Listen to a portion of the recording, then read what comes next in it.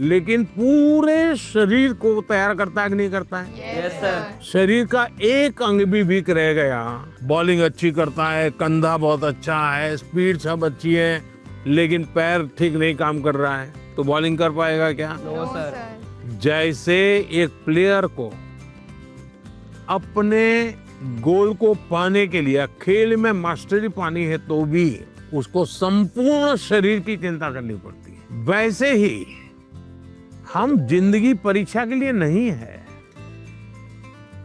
हमारे जीवन को बनाने के लिए शिक्षा एक माध्यम है। और हम शिक्षा सही करते हैं, गलत करते हैं, तो बार बार हम अपने एग्जाम करते हैं। तो ये जो एग्जाम है वो हमें अपने आप को एग्जामिन करने के लिए एग्जाम है। अल्टीमेट गोल एग्जाम के नंबर नहीं हो सकता है। अल्टीमेट गोल संपूर्ण जीवन के विकास का होना चाहिए। और इसलिए ये जो पैटर्न हम 10 क्वेश्चन कर लें, ये कर लें, हमने अपने आप को सीमित नहीं करना चाहिए। इसका मतलब ये नहीं कि ये भी नहीं करना, ये भी करना चाहिए, लेकिन उसको अगर 10% देते हैं तो 90% और करना चाहिए। तो मेरा तो सभी विद्यार्थियों से आग्रह है कि आप जिंदगी सबसे ज्यादा उत्तम बने, जीवन अपना श्रेष्ठ बने, अपना पूरा जीवन शानदार रहे, उसके लिए जीवन को तैयार करना है। और शिक्षा एक माध्यम है, उस माध्यम के रूप में उसको करना चाहिए। ठीक है? Yes sir.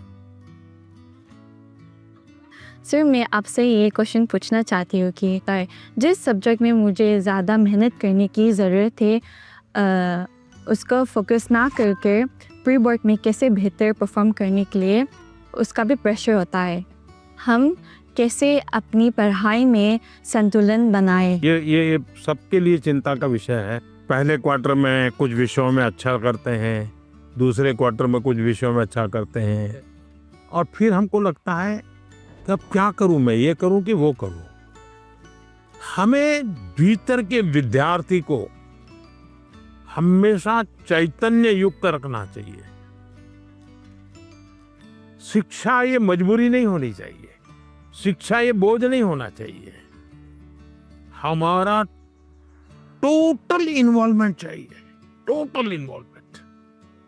अगर टोटल इन्वॉल्वमेंट नहीं है तो फिर आधी अधूरी शिक्षा वो जीवन को कहीं सफल नहीं बनाने देती। ये जो बीमारी आ गई है, मार्क्स मार्क्स मार्क्स, मुझे बता दीजिए, जो पिछले साल बोर्ड में 1 से 10 नंबर जो लाए हैं, आपको किसी को नाम याद है क्या? बहुत मुश्किल से याद होगा जी। इतना ही नहीं, आप 1 महीने के बाद पूछोगे कि भाई ये अखबार में इनकी फोटो छपी थी, इनके नाम आए थे, वाहवाही हुई थी, फिर भी हम उतना उनको भी याद नहीं रखते। उस स्कूल के बच्चों को भी पता होगा कि उनके स्कूल में इतना नंबर आए थे। इसका मतलब इन सब चीजों का कितना महत्व है बस। कुछ समय के लिए याद, कुछ समय के लिए होता यस है, सर, यस। उससे ज्यादा तो होता नहीं है। और इसलिए हम अपने मन को नंबर, मार्क्स, उससे जोड़ने के बजाय मेरे जीवन कहां पहुंचा, और उसके लिए लगातार अपने आप को कसते रहना चाहिए, कसौटी करते रहे खुद की। क्लासरूम में नहीं, एग्जामिनेशन रूम में नहीं, खुद को कसते रहना चाहिए। मेरा आपसे ये प्रश्न है कि जैसे हम पढ़ाई करते हैं, उस समय पे हमें इधर उधर के बहुत सारे ख्याल आते हैं, तो हम फोकस नहीं कर पाते।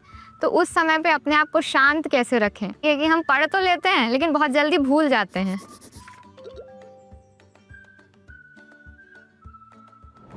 अब जैसे आज यहाँ आप आए हैं, आज से 25 साल के बाद कोई आपको आज के इस कार्यक्रम के विषय में को पूछेगा तो क्या होगा? भूल जाएंगे कि याद रहेगा? याद रखिए सर, ये बहुत यादगार रहेगा। सर, ये बहुत स्पेशल मोमेंट है जो हम आपसे मिल रहे हैं। नहीं, स्पेशल ऐसा नहीं है, आप स्वयं इन्वॉल्व है कि भाई Yes, हम sir. घर से जब निकले होंगे ना, तब दिमाग में दिल्ली, पीएम के घर, यानी घर में भी फोन कर भी किया होगा तो ये नहीं क्या होगा ठंड कितनी है ना, अब अरे कल जा रहा हूँ, सुबह जाना है। इसका मतलब आप पूरी तरह इसमें इन्वॉल्व है कि नहीं है? Yes sir. इसी के कारण आपको 20 साल 25 साल के बाद भी यहाँ की हर चीज याद रहेगी। Yes sir. दूसरा, याद तब रहता है जब आप मौका देख करके दोस्तों से शेयर करते हो। आप अपने क्लास में अपने से जो कम होशियार जो स्टूडेंट है, ऐसे एक दो को दोस्त बनाए और फिर उसको कहोगे मैं तुम्हें सिखाता। अपने से ऊपर का जो स्टूडेंट है, हमसे ज्यादा होशियार है, उसको कहो मैं 10 मिनट मेरे साथ बैठो, मुझे बताओ मैं ये सोच रहा हूँ ठीक है क्या, तुम करेक्ट करो, तो हमें डबल फायदा होगा। Yes sir. जब हम उनका भी ओपिनियन लेते हैं, हाँ, फिर हमें और थॉट्स आते हैं कि इसमें और क्या हो सकता है। तो इससे फायदा होता है, जी सर। नए नए आइडियाज आते हैं, जी सर। तो आपका मन एकदम खुल जाता। जब मैंने उनसे क्वेश्चन पूछा, मैंने डायरेक्ट इंटरेक्ट किया उनसे और उन्होंने मुझे सेटिस्फैक्ट्री आंसर दिया, तब ऐसा लग रहा था कि we are living our dream. क्योंकि यहाँ आना सबके उसमें नहीं रहता, सबकी किस्मत में नहीं रहता। So I am feeling that I am very fortunate. Sir सत श्री अकाल। सत श्री अकाल।